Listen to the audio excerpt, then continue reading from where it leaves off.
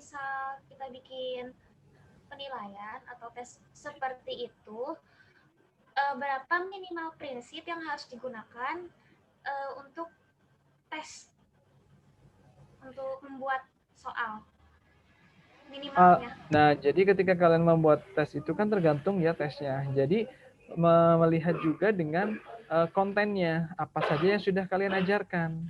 Dan itu berbobot berapa persen. Seperti itu. Kayak misalnya UTS nih. UTS misalnya setiap pertemuan kalian ngebahas tentang satu bab. Berarti ketika kalian hendak menyusun sebuah tes tersebut, berarti kan mencakup 6 bab. Nah, dari 6 bab tersebut ini nanti bagaimana pembagiannya? Apakah yang di multiple, jadi harus melihat juga dari kisi-kisi yang ada. Nah, kisi-kisi itu bukan kisi-kisi soal ya, tetapi kisi-kisi tentang materi. Materinya misalnya di satu grammarnya ini, yang kedua grammarnya ini, topiknya ini, dan seterusnya. Nah, dari situ nanti diambil perwakilan-perwakilannya. Nah, mana nanti yang akan berbentuk multiple choice, mana yang short essay, ataupun berbentuk project, dan lain sebagainya. Jadi, waktunya berapa menit. Nah, ketika memang waktunya ketika UTS kan biasanya waktunya paling cuma 1,5 jam kalau di sekolah tuh. Nah, ketika memang itu hanya 1,5 jam, maka guru juga harus tahu, oh perkiraan, oh ini perlu diteskan, oh ini enggak, terwakili semua. Jadi, konten validity-nya itu dapat, validity-nya, kemudian reliability-nya, tingkat kesulitannya, kemudian juga ada yang mudah, ada yang susah, seperti itu. Jadi untuk jawaban yang jumlahnya harus berapa, nah itu tergantung tujuannya. Karena tujuan tersebut akan menentukan apa yang harus ada di tes tersebut. Misalnya lagi dicontoh di kelas, misalnya di kelas saya tuh di kelas academic writing. Nah, jadi academic writing itu tujuan utamanya bukan menulis artikel. Makanya waktu di kelas saya itu saya tidak mewajibkan kalian harus menulis artikel. Tapi hanya yang memang mau saja. Nah, tapi menulis artikel itu memang butuh banyak perjuangan, makanya nilainya lebih dibandingkan yang lain. Tapi bukan berarti kalian harus melakukan itu. Karena untuk penulisan artikel itu harusnya ada di mata kuliah yang lain. Luarannya artikel yang lebih cocok lagi itu kayak misalnya yang sekarang sedang kalian hadapi, yaitu seminar proposal skripsi. Di samping proposal bisa juga berbentuk artikel. Seperti itu. Bisa dipahami sampai sini? Berarti menyesuaikan ya Pak? Betul, harus disesuaikan. Ya, terima kasih banyak Pak. Yang lain ada yang mau ditanyakan mengenai konsep yang lain? Bapak, saya mau bertanya. Ya, silahkan. Bapak kan tadi bilang ya kalau misalnya bikin soal itu jangan yang terlalu mudah, dan jangan juga yang terlalu sulit. Betul. Nah, misalkan nih kita tuh udah bikin soal yang emang udah sesuai dengan kemampuan siswa, kan sebelum kita bikin soal itu kita pasti merhatiin dulu nih siswa tuh gimana kemampuannya. Betul. Ya. Nah, kalau misalnya kita udah bikin soal sesuai dengan apa yang kita amati, sesuai dengan perkembangan dan kemampuan siswanya, tapi hasilnya tuh nggak memuaskan gitu, Pak. Itu yang salah tuh kitanya apa gimana gitu, Pak? Itu, nah, Pak. Kamulah yang salah. Jadi gini, ketika membuat soal, kalian itu kan pasti sudah mengajar. Ketika mengajar kan juga kalian tahu kemampuannya seperti apa. Nah, ketika sudah tahu pasti membuat soalnya juga tidak akan random seperti kalian nggak kenal sama sekali dengan anak tersebut gitu. Kayak misalnya kan kalian mau membuat soal. Kan ketika membuat soal juga melihat, oh waktu pembelajaran kemarin saya tanya ini soal grammar seperti ini, kok ternyata mereka salah terus ketika mengisi. Berarti itu belum sampai ke situ. Seperti itu. Kan pasti tahu. Nah, ketika misalnya kalian di kelas itu ngajarinnya cuma membuat sentence. Jadi, jangan kalian membuat soal yang berbentuk essay, pasti mereka mabok. Gitu. Jadi, ketika membuat soal, satu hal yang bisa kalian bayangkan adalah coba kalian kerjakan sendiri. Bisa nggak? Nah, setelah kalian coba mengerjakan itu kan pasti kan merasakan, oh ternyata bikin kayak gini susah ya. Makanya jangan memberikan soal yang kira-kira buat gurunya aja susah, apalagi buat muridnya. Nah, itulah yang biasanya banyak terjadi. Kayak misalnya gurunya nyuruh dosennya, guru nih biasanya nih, kita ngomongin guru aja ya. Oke anak-anak, sekarang kalian baca ya, ibu ke kantor dulu. Oke paham ya, ya udah sekarang kerjain. Nah emang habis diajarin apa, terus tiba-tiba disuruh nulis esai, nulis teks.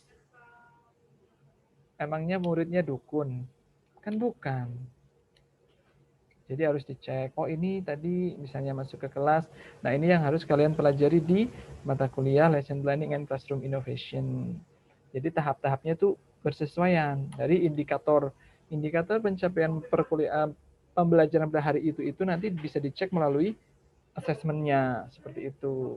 Ketika memang tujuannya tidak proses pembelajarannya tidak menyesuaikan dengan tujuannya ya berarti ada yang tidak tepat. Jadi semuanya itu saling berkaitan. Bisa dipahami sampai sini? Bisa, Pak. Terima kasih banyak. Oke, ada yang mau ditanyakan lagi? Saya mau bertanya, Pak. Ya, silahkan. Siapa dulu? Emang ada berapa? Opi kayaknya, cuma satu suara kok kayaknya. Silahkan. Oh, iya.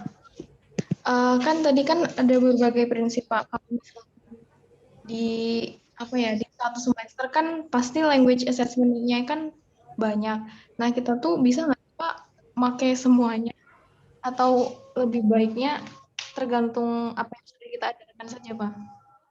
Jadi ada yang namanya istilah assessment literacy ya. Assessment literacy itu adalah literasi seorang guru dalam melakukan assessment. Nah, assessment literacy itu salah satunya bisa membuat soal, menganalisis soal, mengadministrasikan soal, yaitu memberikan soal, mengoreksi, dan tahu tolak ukurnya seperti apa. Nah, soal yang baik memang harus mencakup itu semua. Itu soal yang sempurna. Tetapi kan di dunia ini tidak ada yang sempurna. Maka ketika kalian menjadi seorang guru nantinya, jadi bisa dicicil. Kayak misalnya ketika ulangan harian dicicil, oh ya kemarin itu sudah ulangan tentang topik ini. Nah, berarti penilaian di bagian itu sudah diambil beberapa. Jadi kalian nanti punya matriksnya. Tahu matriks nggak? Jadi kayak misalnya Excel, misalnya dibuat Excel, kemudian di bagian sini tuh materi-materinya, kemudian ini nanti jenis-jenis tesnya. Jadi kalian harus tahu, oh ini yang bisa melalui kegiatan yang autentiknya tinggi di bagian sini nih. Oh ini yang autentiknya rendah di bagian sini. Misalnya kalian mau menguji tentang tenses. Tenses itu bisa melalui authenticity, bisa yang autentiknya tinggi, bisa yang rendah. Nah, autentiknya yang rendah berarti dia practicality-nya tinggi. Misalnya dengan diberikan soal. Soalnya adalah pilihan ganda. Multiple choice questions. Misalnya soalnya kasih 50 soal tentang simple present tense. Itu adalah soal yang practicality-nya tinggi. Melalui Google Form. Wah, itu praktikal banget. Ngerjainnya paling cuma 30 menit juga beres. Nah, tapi ketika kalian mau membuat authenticity-nya yang tinggi, maka soalnya berbentuk performance. Misalnya, so today you have studied about simple present tense, about telling about your routines. So now, for the assessment, nah jadi ketika assessment-nya melalui speaking. So for your assessment, I want you to tell about your routines. Your routines on weekend. Imagine, nah sudah disampaikan seperti itu, kemudian lanjutkan. Imagine that you are visiting or you are meeting your new friends, and then you are in a coffee shop, and then in your coffee shop, your friends ask you to tell about your daily activity, your routines during your weekend. Nah, ketika seperti itu, maka yang ketika tujuan utamanya adalah mengakses tentang grammarnya, maka penilaian grammar itu paling tinggi rubriknya. Tahu rubrik nggak? Rubrik itu adalah pronunciation-nya berapa persen, kemudian kontennya, grammarnya, kemudian body language-nya. Nah, itu seperti itu rubrik. Jadi poin-poin yang akan dinilai. Ketika memang tujuan utamanya adalah pada bagian grammar, maka grammarnya dibuat grammar 50%. Jadi ujian grammar is not always about, okay, do this one. Change the sentence into this sentence. Bukan seperti itu. Tetapi bisa melalui seperti tadi, authentic assessment. Gitu. Bisa dipahami ya? Ya bisa, Pak. Ya, terima kasih, Pak. Oke, ada yang lain yang mau ditanyakan lagi? Bapak, berarti pemilihan assessment itu kita harus menyesuaikan dengan materi yang kita ajarkan juga ya Pak ya. Jadi lebih kemana cocoknya. Berarti gini Pak. Betul sekali. Jadi kan tidak mungkin saya ngajarin kalian Al-Quran, misalnya mata kuliahnya adalah Al-Quran. Oke, mata kuliahnya pembelajaran pertama ngapalin surat ini, kemudian artinya apa. Oke, besok ujiannya kalian bikin artikel ya. Nah itu kan nggak nyambung. Nah itu berarti secara validity itu tidak sesuai. Nah validity itu pun dibagi-bagi. Salah satunya adalah content validity. Seperti itu. Bisa dipahami ya? Nah, jadi ketika kalian memang tidak mengajarkan hal itu, ya jangan diteskan. Berarti itu kalian sudah melakukan kezaliman terhadap peserta didik. Nggak ngajarin kok ditesin seperti itu. Sama halnya seperti ini. Oke, pelajaran olahraga, kalian pelajarannya cuma lari, jogging, terus tiba-tiba ujiannya kalian dicemplungin ke laut suruh berenang. Kira-kira apa yang terjadi? Tenggelam, mati. Nah, ketika mati di sini maka nilainya jelek. Itulah yang terjadi seperti itu. Bisa dipahami ya? Oke, nah kalian ini kan sudah semester 6 nih. Jadi banyak sekali topik-topik yang berhubungan bisa diteliti dari kelas ini sebagai sumber skripsi. Oke, saya akan tunjukkan ya. Ada yang mau tanya lagi nggak sebelum ini? Saya mau itu dulu. Saya Pak. Oh ya, silakan. Kalau face validity itu apa Pak maksudnya? Nah, face validity. Jadi mereka itu semua berhubungan ya. Oke, saya share aja supaya gampang menjelaskannya. Jadi mungkin ada yang sudah baca, ada yang belum baca gitu ya. Apa itu face validity? Face itu wajah, valid itu valid. Wajah yang valid gitu, bukan ya. Jadi ada content related evidence. Jadi validity itu bermacam-macam. Ada content related, kontennya sudah sesuai atau belum. Kemudian di sini ada yang tadi ditanyakan, ada criterion related evidence. Kriterianya sudah sesuai atau belum, dibaca nanti. Construct related, kemudian consequential. Nah, ini ada yang namanya face validity. Nah, face validity refers to the degree to which a test looks right and appears to measure knowledge or ability it claims to measure based on subjective judgment of the examinees who take it, the personnel who decide on its use, and other psychometrically unsophisticated observers. Jadi kalau menurut si Musafi ini, face validity itu adalah kebenaran, tingkat keabsahan. Berdasarkan subjective judgment. Menurut yang menguji ini juga sudah bagus. Menurut yang menyebarkan soalnya juga sudah bagus. Menurut pengambilnya juga bagus. Menurut semua orang itu sudah sesuai gitu. Nah, misalnya sometimes kadang-kadang itu siswa tidak tahu apa yang sedang diteskan. Nah, maka mereka akan merasakan berbagai alasan. Misalnya, harusnya ini nggak kayak gini nih. Nah, face validity artinya adalah si siswa itu merasa bahwa tesnya itu benar. Wah iya nih yang kemarin udah dipelajarin. Aduh sayangnya saya nggak belajar nih, jadi saya nggak tahu deh ini gitu. Jadi face validity ask the questions, apakah tesnya ini menurut peserta didik ini, apakah ini yang sudah sesuai atau belum? Nah, kalau tes validity-nya tinggi, itu harusnya seperti ini. Disusun dengan baik. Jadi si siswa itu sudah terbiasa dengan tes-tes tersebut. Seperti itu. Kemudian yang selanjutnya, bisa dikerjakan sesuai dengan waktu yang disediakan. Kemudian soal-soalnya jelas, tidak rempong, tidak complicated. Penjelasannya juga jelas, instruksinya. Itu sesuai dengan konten validity-nya. Jadi kontennya itu ngajarin simple present tense, ya tesnya tentang simple present tense, seperti itu. Tingkat kesulitannya itu ya masih bisa dihandle lah. Reasonable challenge. Jadi tidak terlalu bikin stres, tidak terlalu bikin gila gitu. Jadi ya ini semua ini tuh nyambung jadi satu gitu, tidak terpisah. Seperti itu. Ada yang mau ditanyakan? Baik Pak, terima kasih Pak. Oke. Yang lain? Pak. Iya, silahkan. Cara. Berarti di face validity itu mahasiswa juga menilai inian apa namanya itu yang guru gunakan misal soalnya itu. Jadi si face validity ini kan di bawahnya validity ya, ini nggak berdiri sendiri ya dia ya. Jadi sebenarnya dia bergabung juga dengan validitas yang lain. Jadi ini semua itu assessment ini ya dari semua orang yang terlibat di dalam situ. Paling utama adalah test takers. Test takersnya itu adalah mahasiswa yang mengambil tes tersebut seperti itu. Jadi bukan hanya dari perspektif gurunya ataupun misalnya kan ada tuh kadang soal yang buat siap. Kalau dulu itu kan ada tuh ya yang bikin soal siapa, yang menyebarkan soal siapa. Jadi yang menjaga, yang nungguin ketika tes itu dikerjakan seperti itu. Baik Pak, terima kasih Pak. Oke, ada yang mau ditanyakan lagi?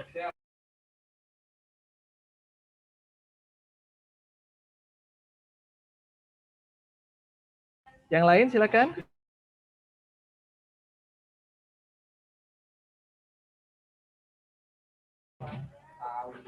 Udah jelas semuanya? Nah, kalau sudah jelas, saya akan menunjukkan beberapa contoh-contoh kasus-kasus yang terjadi. Katanya jam 3, bentar lagi. Setengah tiga. Ya lo baru mulai direkam tahu. Sebentar ya, saya share dulu. Mana ya yang tadi yang mau di-share? Oke. Sudah kelihatan ya? Nah, misalnya kita cek dari sini nih. Nah, kita cari itu tadi yang tentang, nah misalnya kalian tadi kan nanya tentang ini. Kita cari ada apa enggak? Gitu. Maksud saya ini aja. Nah, seperti ini. Ketika kita lihat misalnya sejak tahun seperti ini. Nah, ini banyak nih pasti. Nih, desain, bla bla bla. Contohnya banyak. Construct, content, and face validity. Nah, itu misalnya kita cari dengan oke. Misalnya kita lihat nih. Bisa cari-cari sebenarnya banyak sebenarnya. Nah ini nih kalau yang seperti ini nih dia pasti dia Scopus nih biasanya kalau yang dari sini nih. Seperti itu. Nah, jadi misalnya kita content validity seperti itu. Jadi banyak banget. Misalnya kita yang ini nih yang paling banyak nih. Yang tentang ini nih. Authentic. Di artikel. Ini banyak banget nih. Nah, ini misalnya sejak tahun 2020 pun bisa. Nah, speaking skills, problem and solution. Kemudian in Chinese Country English Classroom. Jadi banyak sekali tentang kayak gini nih. Nah, ini banyak banget yang berhubungan dari Scopus-Scopus seperti itu. Nah, kemudian misalnya kalian mau ngecek lagi tentang apa lagi ya? Misalnya yang itu nih. Washback. Nah, misalnya ini tahun 2020. Tuh, washback in language testing, bla bla bla banyak sekali. Nah, ini contohnya adalah sesuatu yang bisa kalian kerjakan. Jadi nanti kita akan melihat topik-topik ini berdasarkan berdasarkan kasus-kasus yang memang ada di dunia nyata seperti ini. Nah, ini misalnya dari IJAL nih, tahun 2020. Washback effects of multiple choice, close and metalinguistic test. Students writing gitu. Seperti itu. Oke, sampai sini ada yang mau ditanyakan? Ya, sebentar ya. Oke, ada yang mau ditanyakan tidak? Kalau tidak ada, berarti sudah selesai.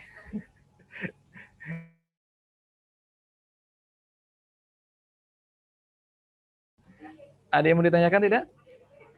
Bapak kalau bertanyanya di luar waktu boleh tidak, Pak? Ya boleh, di WhatsApp grup boleh.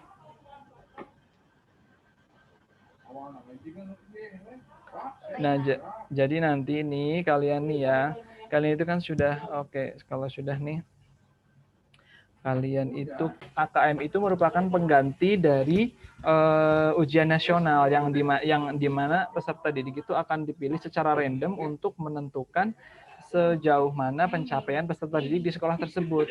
Nah, jadi ketika memang soalnya itu masih jauh dari pemerintah, ya seharusnya sekolah tersebut melakukan adaptasi menyesuaikan dengan kemampuan peserta didik yang ada di situ. Nah, maka itu akan hubungannya ada semuanya nyambung dengan kurikulumnya. Jadi kurikulumnya, materi-materinya pun harusnya disesuaikan. Nah, maka penelitian, jika memang ini mau ditujukan di penelitian, maka penelitiannya itu mau difokusin di mana? Apakah di materinya atau di asesmennya? Kalau di bagian assessment, maka bisa di tes tentang washback effect-nya itu bisa seperti itu. Nah, jadi nanti dari washback effect itu nanti bisa ditanyakan, ini gimana soalnya, susah atau enggak? Oh, susah. Kenapa susah? Nah, kemudian itu nanti jawabannya pastinya, oh soalnya terlalu susah. Jadi washback-nya negatif. Negatif washback. Alasannya susah apa? Karena materinya terlalu susah. Ketika materinya terlalu susah, maka penelitian selanjutnya bisa difokuskan ke adaptasi di materinya, seperti itu.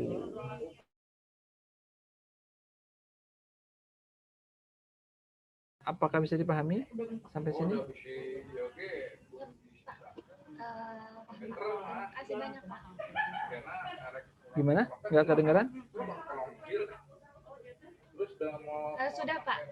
Sudah Oke. paham. Terima kasih, Pak. Oke, jadi seperti itu ya. Nanti kita akan membahas berbagai macam yang lain. Oke, ada yang mau ditanyakan lagi tidak? Kalau tidak, ini kita masih ada waktu sekitar 9 menit. Ada yang mau ditanyakan?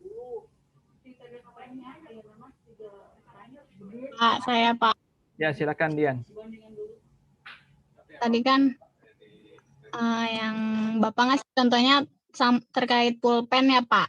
Tapi boleh gak saya minta contohnya soal Pak? Yang reliability. Oke.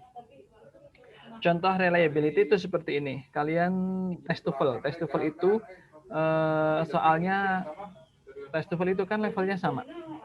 Nah, ketika misalnya tes TOEFL itu diujikan ke kelas, misalnya nih ya, kalian kan kelas B. Kelas B ini kalau di tes TOEFL nilai rata-ratanya itu 500. Kemudian kelas A juga 500, misalnya sama. Nah, kemudian saya punya satu soal. Nah, soal ini juga tes TOEFL juga. Nah, kemudian tes TOEFL ini saya ujikan di kelas kalian. Hasilnya ternyata 450 di rata-rata. Berarti kan tes TOEFL saya lebih susah daripada tes TOEFL yang sudah kalian ambil. Kemudian saya coba juga di kelas A. Kok di kelas A ternyata hasilnya malah 600. Nah, ketika di hasilnya rata-rata 600, berarti soal saya itu tidak reliable, tidak bisa dipercaya. Karena ketika diujikan pada kemampuan yang sama, hasilnya itu beda. Harusnya itu hasilnya nggak jauh-jauh beda. Bisa dipahami, Dian? Ya, Pak, bisa. Makasih, Pak. Oke. Ada yang lain? Cukup? Sudah cukup? Nah, kalau sudah cukup, jadi penilaian ini nih macam-macam ya. Jadi kayak masuknya ke ada yang otentik dan apa. Jadi untuk pertemuan minggu depan, kita akan membahas tentang authentic assessment. Jadi karena authentic assessment adalah salah satu bentuk assessment yang disarankan di kurikulum 2013. Nah, ingat juga waktu kemarin kan saya sampaikan ke kalian itu ada standar proses, ada standar penilaian. Nah, semuanya itu tuh nyambung. Jadi kalian nanti silahkan cari-cari informasi tentang authentic assessment dan juga jangan lupa juga untuk mencari tentang penelitian-penelitian yang tentang authentic assessment. Apa yang kalian dapatkan. Jadi tentang itu kita akan diskusikan di pertemuan selanjutnya. Oke, bisa dipahami? Bisa, Pak. Oke. Bisa, Pak. Kalau bisa dipahami berarti pertemuan kita hari ini cukup ya. Oke, kalau begitu saya cukupkan.